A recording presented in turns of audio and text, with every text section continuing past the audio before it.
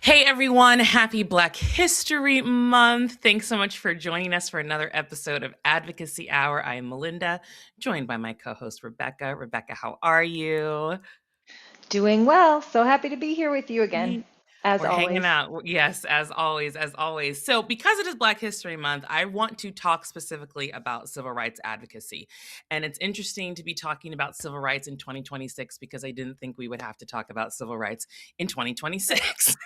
Yeah. Who would think that Yes. it would still be an issue today? But because, of course, we're a faith based organization, we're going to be looking at this from a faith based perspective because I think what a lot of people don't understand is how much the church was opposed to civil rights when the first civil rights movement Right. happened back in the 60s. So we're going to go through a bunch of stuff. But when we're talking about civil rights advocacy, I want people to understand what is under that umbrella because there is this common thread in society when we hear phrases like civil rights, when we hear affirmative action, when we hear DEI, it immediately goes to the Black community. And that's just Right. not true. It's just not true.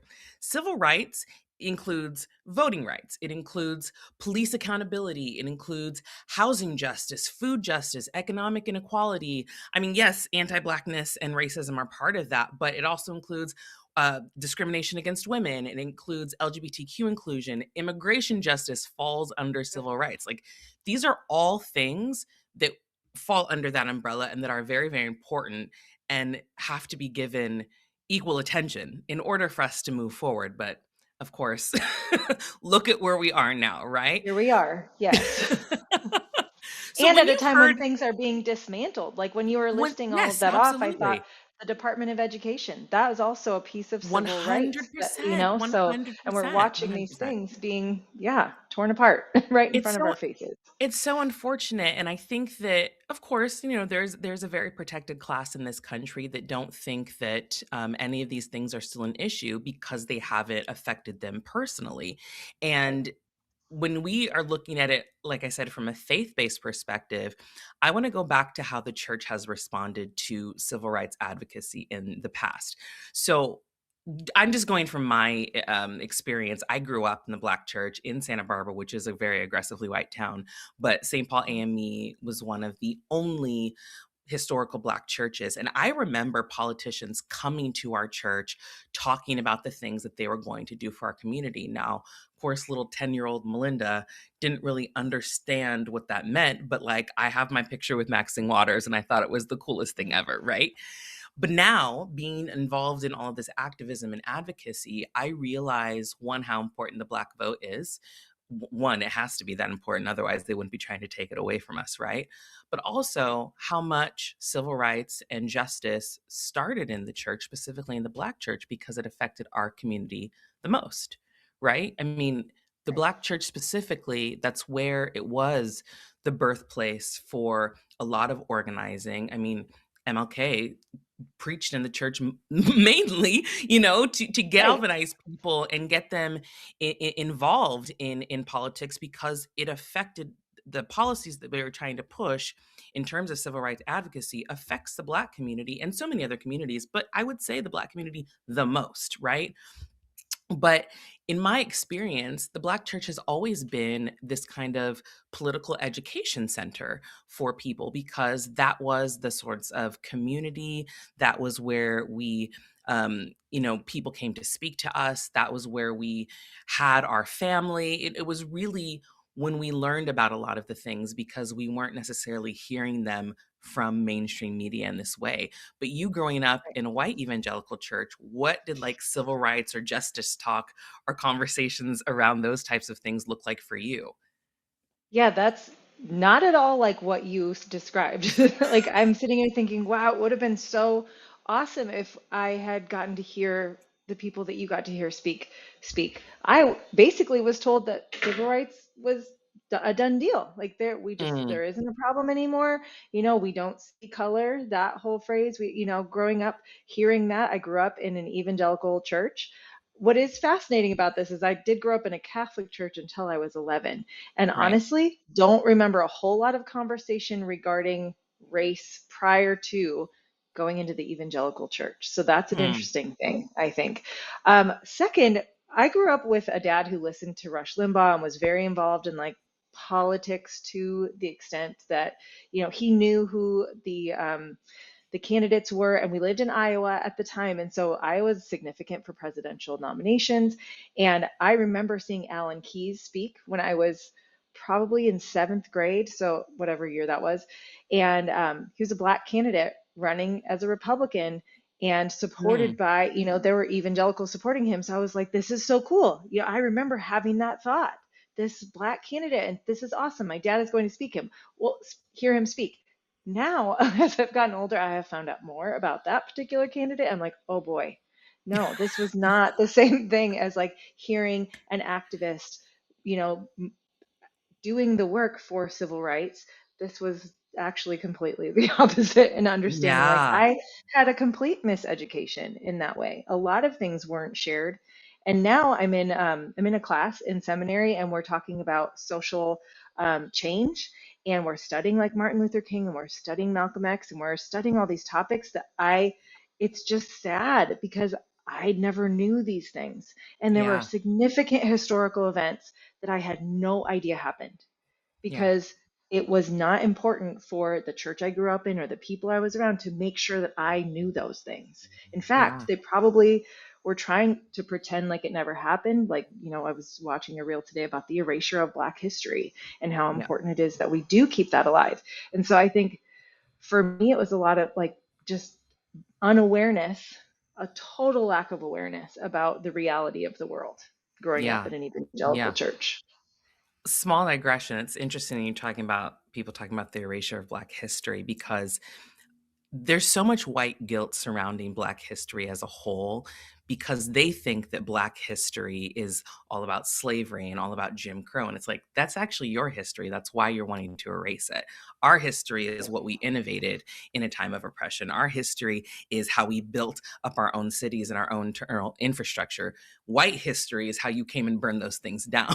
So I I Yes. kind of understand why they want to erase it because they don't want to remember and they don't want to have to atone for the sins of the past. But when I talk about Black history, I'm always focusing on the beautiful aspects of my Mm, ancestors and the things that they brought here and the little that I do know of my family, but even learning about other people's history. And there's so much innovation and creation and joy within the Black community that we're not focusing on the trauma. That's not our history. Our history is the music, our history is the food and the style and our culture as a whole. Small digression, but I just had to say that yeah. because I find it very interesting that that tends to be the focus when it comes to Black history. But going back to what you were saying about how you're learning about like MLK and everything, I love whenever Bernice King posts about her dad because she's just straight up about it. Like, y'all hated my father.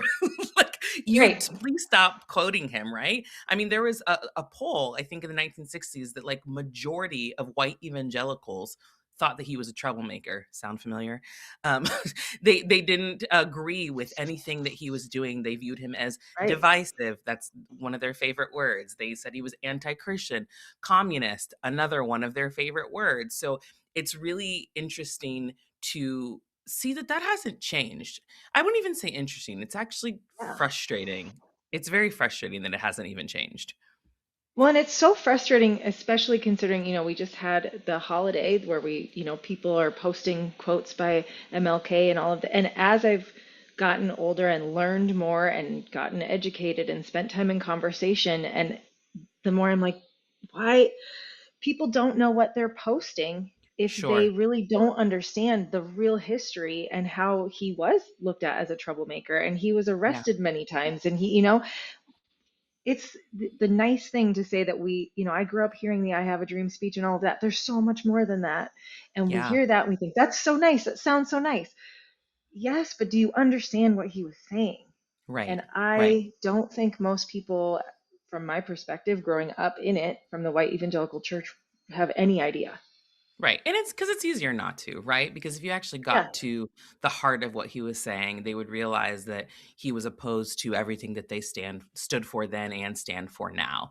And just Yep. like, for example, like looking at, the Southern Baptist Convention. And again, MLK was a Christian. He was actually a very progressive Christian. Like when you look at what he believed Yes. theologically and what he preached about. But a lot of Black churches tend to be more on the progressive side because they incorporate so much social justice. Not all, but majority of them. But I was talking about the Southern Baptist Convention, for example, back during the MLK days, like they strongly opposed integration. They strongly opposed interracial marriage. They strongly opposed, allowing Black people to have any sort of leadership role. And these are people in the church. I mean, this is the church, right? And it's, again, not much has changed, and it's 2026. So we're looking at, it's so funny. I think 1960s, I think, oh, it was only 40 years ago, but it wasn't. Do you ever Nope. have that? I Oh, I'm yes. perpetually in the year 2000. I I think I am too, because I'm like 1981. That was only like 20 years 20 ago. years No, ago. girl, that was 45 years ago. Oh, Okay. God, I want to cry. I literally was Oh, doing that. I was yes. like, that was only like 40. No, it wasn't 40 years ago. But okay, I'm sure there's other millennials out there that also are perpetually in the year 2000. So for the sake of this conversation, the 1960s was only 40 years Only ago. 40 years ago. Which makes it even worse because we like it was not that long ago and we're still going through the same thing. But anyway, so it's really disappointing to see these new waves of white evangelical conservative leaders just get those same talking points passed down to them from generation to generation, and there's no real evolution in trying to understand why civil rights did benefit us as a society. Why, I mean, you had people like Charlie Kirk, unfortunately, pushing that civil rights didn't do its job and it wasn't a good thing, and it made Black people lazy, which is so utterly absurd. And I also want to make the point to say that if you talk to a lot of Black people and a lot of Black scholars, it's not necessarily that the Black community just wanted to integrate to be with white people. It was about Right. having access to the same rights and the same resources, which as humans at a very base level, we should all be Yes. entitled to. So I think that is a common misconception, actually, just, from some conversations I've had in the past like 6 months, really, the idea that it wasn't that Black people wanted to integrate into white culture. That was not ever the idea. It was having access to the same opportunities, having systems not set up in a way that would prevent access to things. And like that was such a duh moment for me, but also not a way I had ever heard anybody talk about that Yeah, before. And I just thought, wow, that makes so much more sense actually, because why would you why would anybody want to integrate into white culture? I mean, come on. So it's very but bland. We have a lot of beige food. We don't use a lot of oh my spices. gosh. So, but I just was like, wow, that's so, yes, of course. That's so Yeah, true. So I yeah, I love that you brought that up because that really was such an aha moment for me the first time that yeah. I heard that. And it made me, I sat with it for a while and I was like, yep, I think that makes way more sense than what I have been told or what I have heard about any of this history. So yeah, Absolutely. totally. And I'm sure that that was also what was preached from the pulpit, specifically in white evangelical churches, that, oh, they want to come and take this, or they want to come and have access to what we want, but like from a negative standpoint. You know what I mean? It was never like, hey, let's welcome our brothers and sisters in Christ to the table with Right. us. It was always about what they would lose if somebody else got access to the things that they had. And I think that that's something that's very different between the Black church and the white church. Like the Black church, when it came to policies and civil rights, it was always about liberation and freedom and justice, right? But when you look at the Yep. history of the white evangelical church, it was always about maintaining power and maintaining a hierarchy in society. It really was never about the body of Christ. Like if we want to get really spiritual in how we're speaking right now, it was never about those things. And again, it is very unfortunate that we're looking at kind of what that landscape is today and not much has changed. And this is really the church has so much power in this country, specifically the white evangelical church. I mean, it shapes what Yes. voting patterns are. It shapes what people's political ideologies are. It shapes our social priorities, how we respond to police violence. I mean, we're seeing it now. Even we saw it during the Black Lives Matter movement, but we're seeing with how they're responding to people being killed by ICE, and now it's Right. even people that look like them. So now it's being broken down even more. The goalpost is moving, and now it's not even about race anymore. Now Constantly. it's like it's whatever, if you would align with things that are liberal and progressive, which that was Jesus, but that's a different conversation, right? But Yes. now Yes. you see, but either way, the response from the white evangelical church when it comes to civil rights and civil liberties has largely just been disappointing, because it doesn't align with anything that they claim to believe or the person that they claim to follow. And I haven't spent too much time in white evangelical spaces, but the time that I've spent in black spaces, which has been mostly my entire life, it has always been about how to serve humanity as a whole.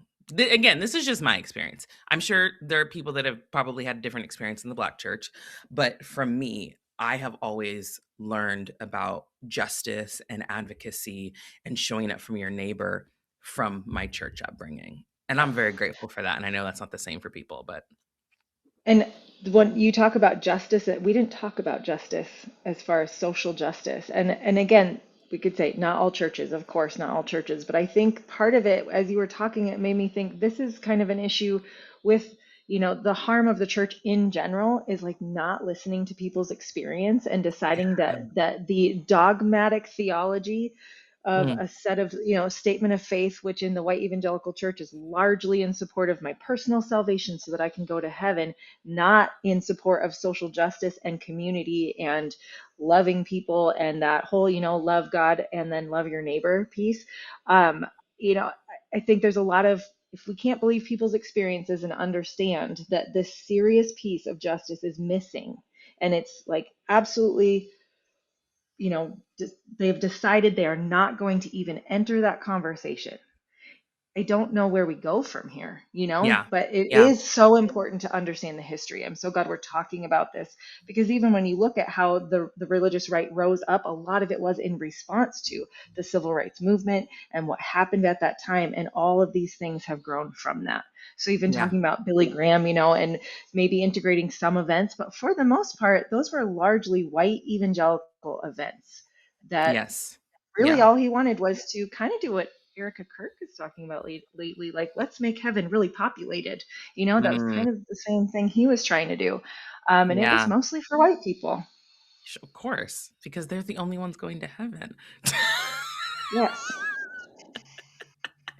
Kind of what it According to seems them, like they think. apparently. Yeah. Oh my gosh.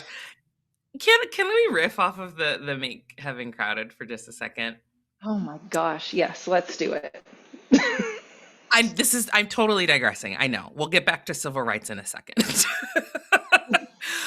I think that is such a terrible marketing plan. Like I think it is terrible.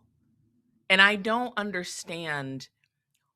First of all, I don't understand why they would think that that would be appealing to anybody, because you're basically it's just like, yeah, let's all die and go to heaven. That's just like not how it works. And again, and I've talked about this before, but and this is how I'll come back to civil rights. They're talking about making heaven crowded, but they're really not talking about the work you have to do to get to heaven. Because if you actually believed that there will be a judgment day that looks at your life and Jesus comes up with a clipboard, or like, let's play this highlight reel, like, what do you think it's going to show, right? When your people Right. are actively against civil rights, you're actively trying to take away voting rights for people, you're actively trying to make the LGBTQ community extinct. Like, I don't know why you think that they're just not going to exist just because you don't approve of who they are. You're Right. actively against DEI and affirmative action when you don't even know what they are and what they're supposed to do. But you want to make heaven crowded? How does that work? It makes How does that no work? sense in my mind because even in if let's talk about the Bible, in Revelation it talks about people all together.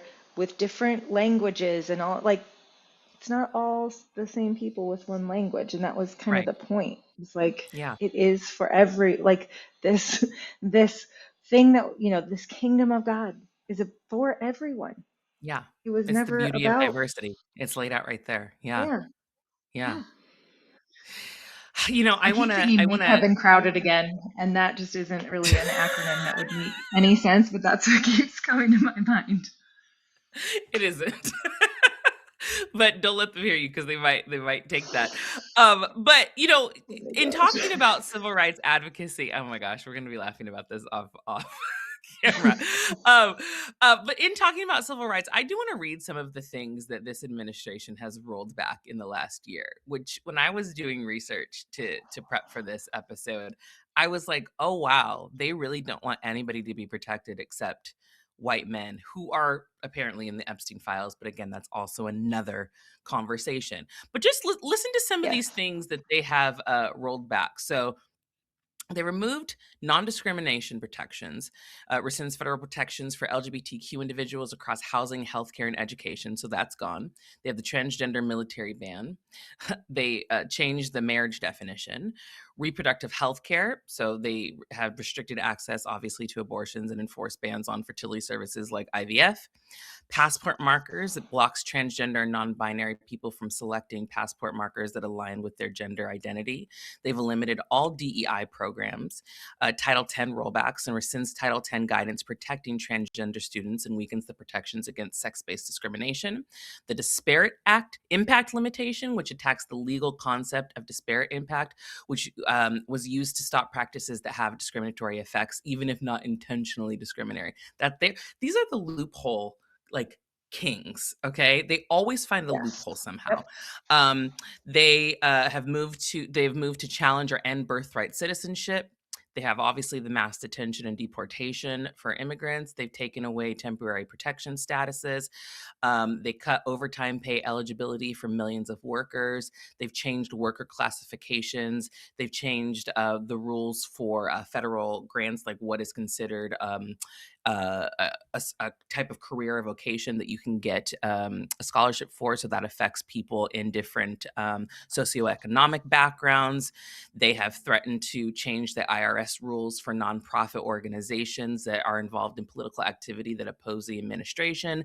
They've rolled back environmental protections, weakened all of our regulations regarding air pollution, water pollution, and drilling, which climate change also is a civil rights advocacy thing because it affects specifically mostly black and brown communities, because that's where you have all the factories, that's where you have all of these food deserts. I mean, everything is connected. And that's just the temporary list. Yes. That's just the short list, I was right? like, are you getting tired of reading right now? Such a long list. And it keeps going. Like And then that's we have the literally SAFE, not what even. is this new voter act, Yes, and so now there's which is another going to affect everybody except them. so many people, especially women and primarily women of color. So Yes. that is going to Yes. be, and no, they haven't voted on that yet. So that is one that people can call They their haven't. representatives and tell them Yeah. we don't want that. But it's just one It's more on the long list. it's just at the end of the day, I mean, I can't ask this because I know the answer. I'm like, what is the goal? We know what the goal is, right? The goal is to keep the rich richer and protect protect old white men who don't even have that much longer on earth, but they just want to make sure that they have everything, even though you can take it with you. But okay. So yeah, we know what the Yeah. goal is, and it's to and we see it also, we see it with healthcare, we see it with affordability. They're trying to really weed out this population. Honestly, that's what it feels like. They're trying to make it so people can't live in this environment because they want to make sure that they have Yeah. access to everything for themselves. And that's so utterly shameful. And And just we talk about, commoditizing everything. yes, 100%. And again, white evangelicals support it. A large Yep. majority of them support it. And I don't understand how you can go to church every Sunday, worship a brown skinned immigrant, and then the next day advocate for harming the very people that he was here for. That's that's not what Well, being a Christian is. and no, and as though it is the, people on SNAP benefits or the people that do need DEI protection, as though it is this group of people that is actually causing any problems. Yeah. Because, Yeah. we go back to when I think the Haitian immigrants, in Ohio, how Yeah. they're The there and eating the they're cats and taking all the eating the community dogs. resources, but then they're buying all the houses too. It's like, which one is it Yeah. actually? And It so the scapegoating that happens just to make sure that the power can continue and that the hoarding of money continues with just this select group of people. And yeah. it's all of these middle class white evangelical Americans who are upholding that entire system. And they Yeah. don't really get Yeah. anything from it. They're harming themselves. They choose against themselves every time. It Every is very single frustrating to time. watch. It is. It is. And I it's hard for me to sometimes I get around on the, FAFO. Sometimes I do feel that way, but then I do feel bad. I do feel bad. I have a heart and I have so much empathy. And so when I see, like, for example, all these videos of these farmers that voted for Trump and he's made all these promises to them and they haven't made money in a year. They haven't made money Nope. in a year, Rebecca. That's insane. I feel bad because I don't want, even though you voted against your best interest because you could not Right. bring yourself to vote for a qualified Black woman, I still feel bad that you are not able to take care of your family. Right. I, Because they're I still don't want, people. they're still people. I don't want that for Yeah. them. When I see, I don't know if you've seen recently, because I don't know if you remember when Trump was like, no tax on overtime. A lot of people are Hmm. coming out and saying that was a lie. It's like, of course it was a lie. When is this man Yep. ever not lying? You know what I That was mean? the He's first thing I thought. I'm always like, we lying. told you. We told you. They didn't How want to did you listen not to know us. this? They didn't want to listen to us. But here's the thing. With that specifically, so I think I don't know if you know exactly what it is. What and maybe you could explain it better than I can, but if you work overtime, you get time and a half, right? And so Yes. what he's not taxing is just the half. But he's still taxing the time. So they're still I paying did not realize. taxes. I knew it was like really not It's a incredibly like scam. straightforward, but that is a total scam. It's a scam. Even if Ain't you that make some like $16 an hour, only $4 of that is not being taxed. That's nothing. yes, that's exactly what it is, but that's how they that's their little loophole. They're like, "Oh, well, you're not getting taxed on overtime." It's like, "No, I'm not getting taxed on my half," which is it's so shady but also so on brand Yeah. for this administration. It's yeah, Well, it's and pretty to shameful. like, we have to be like really aware too that people that have hourly paying jobs are not people making six figures typically. So we Yeah, are talking about people in the lowest rungs of the, like middle income, lower income because they are working hourly. Once you get to salary, there is no overtime because you're right. just getting your paycheck. You're just But getting your that's once paycheck. you are, yeah. So this is Yeah, still going to, this one thing, and we knew it, it's still going to predominantly affect people of color and people in lower income yeah, classifications. yeah, yeah. And so, again, it's just one more way to keep people from being able to move out of whatever rung they are on the ladder. Mhm, Um, yeah. I mean, honestly, none of these topics, and this is what so I've been thinking about a lot lately. None of these topics, none of the talking points that these politicians are using, none of these ideas for policies are new. All of mhm. these things have been talked about for, I mean, 100 years, maybe a Sure, hundred plus. sure. Even when we talk about white evangelicals, who is made up of, who is in that group? Not Italians and not Irish people. They were not included in Anglo white evangelical whiteness until the early 1900s. So, like, people just have this, well, I have white skin. Yeah, but are you Irish and are you Italian? Then, I mean, if Yeah. let's talk about how far are we going to roll things back? None of this is Right. new. Right, right, right. And that those are valid points, very valid points that I think people also don't want to have to kind of reconcile with. But as we're looking at kind of where civil rights are today, how much is being rolled back, and people are asking, what can the average person do? Because that's the number one question. I think people feel very helpless. People don't know what to do, but there are a lot of organizations that are doing some incredible work. So I'm going to read a list of some secular organizations, and Rebecca's going to read some faith-based ones that you can get involved with, and then we'll wrap up this discussion. But also remember that you can always go to the newevangelicals.connect. All of for you organizations that you can get involved in, different petitions to sign, people to follow. These are just ways that you can put your faith into action and get involved in not only the conversation, but in the work, either on the ground or online, because both are equally important. If you're afraid to speak up, you don't know what to say, start by saying that, because I'm sure you'll be met with some grace. You don't need to have a big platform to use what you have to make a difference. Everybody has a role. And I even posted this, and I'll post it in TNE Action as well. But there's this social change map where everybody has like a different role that they can take, whether you're a storyteller, whether you're a visionary, whether you're a organizer, whatever the case may be. We all have an important part in all of this, right? No part is too small. And I always in acting, they always say there's no small parts, just small actors. And I love that, because it means everybody has an important piece of the puzzle to make the story happen.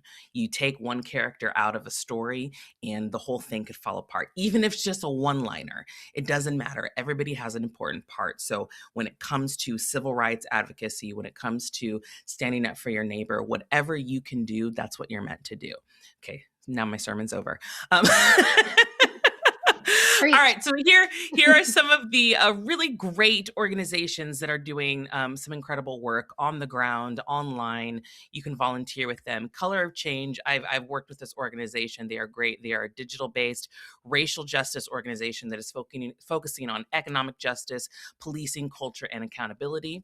Black Voters Matter. They're doing organizing, voter mobilization, power building across the South specifically, because there is, I will say, for as much as Black people do show up, there is still this uh, misconception that our votes don't matter. Your vote does matter. If your vote didn't matter, they wouldn't be working so hard to take it away. That's Yep. that's that's what you should be measuring this on. So Black Voters Matter. We're going to put all of these links in. Also, NAACP, the Legal Defense Fund. They do a lot of litigation, education, and policy advocacy for racial justice. And then we've mentioned them before, but the Equal Justice Initiative. They do legal advocacy, anti-lynching education, which anti-lynching just became a thing in 2022, and the death penalty reform. And then last but not least, everyone knows ACLU. They are always focused on civil liberties, protections, voting rights, and systemic equality. So those are just some of the secular organizations that are doing really great work that you should get involved with. Those are some amazing, amazing organizations. And we do want to share some faith-based, faith-rooted civil rights organizations as well. We have Faith in Public Life, which is a multi-faith coalition mobilizing clergy for justice and democracy. The Poor People's Campaign, which is a faith-rooted moral movement addressing poverty and racial injustice. Sojourners, they are progressive Christian advocacy for racial justice and then also for poverty and immigration. And then we have the Interfaith Alliance. This is one of my favorites just because religious freedom is also it's such a hot topic. And I think the fact that we Yes. can come together regardless of faith and have this interfaith alliance is so important. And they work really hard to protect religious freedom and fight Christian nationalism. And then we have the Wholehearted Foundation, Black Church PAC, so Political Action Committee, right? Political and Mhm. social action arms of Black faith communities. And then the New Evangelicals, which, I just want to point out Dr. Adam Clark was on the podcast this week talking about Black liberation theology. And if you have never heard him speak or talk about Black liberation theology, please go listen to that episode. He is so Must listen. incredible. Oh my gosh, he is one of my favorite people ever to listen talk about Black Yeah, liberation theology. it's a And great, great episode. Melinda, I love what you said too about, if you don't know anything or like you're just getting started, just say that. And I mean, there are so many books and there are so many Black creators and there are so many pastors and interfaith leaders that are doing so much to create education around this. We have education around this, courses on TNE Connect, and it's just so much easier now to learn the history of our country. So many people are putting together such awesome content, yourself included. And so I just want to make sure people that like just say something. I mean, reach out to Yeah. us and we can direct Yeah. you Yeah. to all kinds of resources. Or share also, it's just as simple as you talking about there's so many other creators and theologians and historians and thought leaders sharing something that somebody you resonate with what they're saying and just say, "This is how I feel." That's speaking up.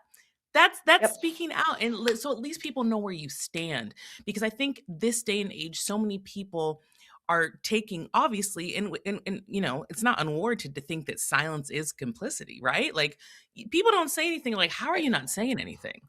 Right. And I don't want people to think like I have to say something on social media, blah, blah, blah, blah.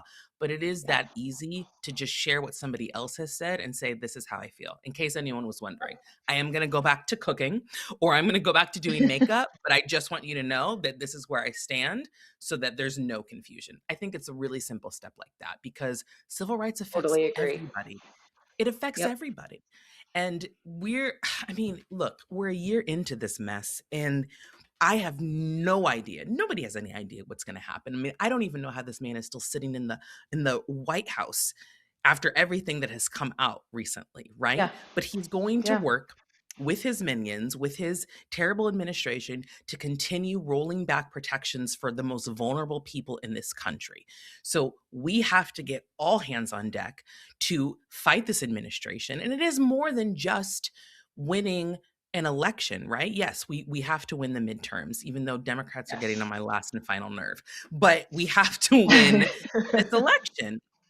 Yeah. But what I think matters in terms of people using whatever platform they have to speak about these things, why it matters is because the people that follow you have built a level of trust for whatever your niche is, right?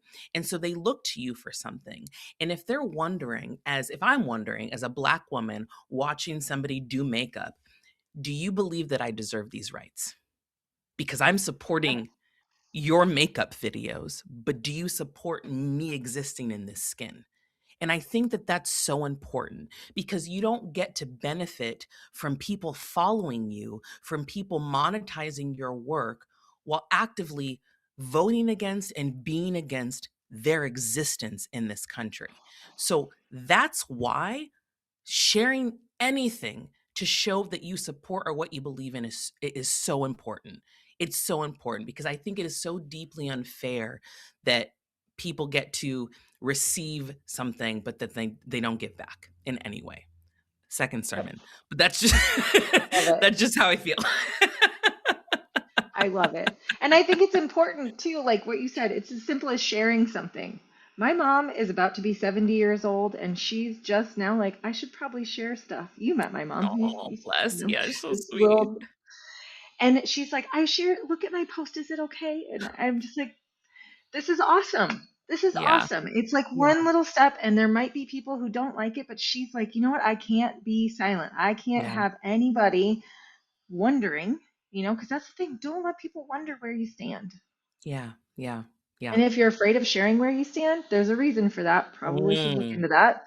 mm. Um, but it is as simple as sharing something. And then Yeah. once you share one thing, then you're like, oh, okay, that was okay. I think I could share another thing. And so, yeah, it doesn't have to be out in the streets. Like I Yeah. love that map Yeah. that you talked about because Mhm. there are so many different ways to be involved in what's going on right now. Yeah. And And just sometimes it's find your just voice. calling reps, and sometimes it's showing Yeah. up in Minneapolis, and sometimes it's having a liturgy of care to make sure that people are caring for their wounded selves, right, Yes. in this time. And Yes. so I think it's so important. We can't sit here and think, I'm not doing enough, as long as Yeah. we're doing something. Absolutely. Amen. And on that note, just remember, like I said, civil rights affects everybody. It's active work. It is not a thing of the past. I get that when we think about the 1960s that were 40 years ago, it feels like it was a long time ago.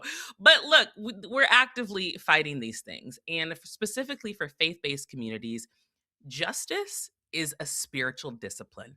It truly, truly is. It is what it is what Jesus fought for. It is everything that he embodies. So we need to make sure that we're not only on the front lines, but we are being the example and showing people how to do this. The work did not end with Martin Luther King.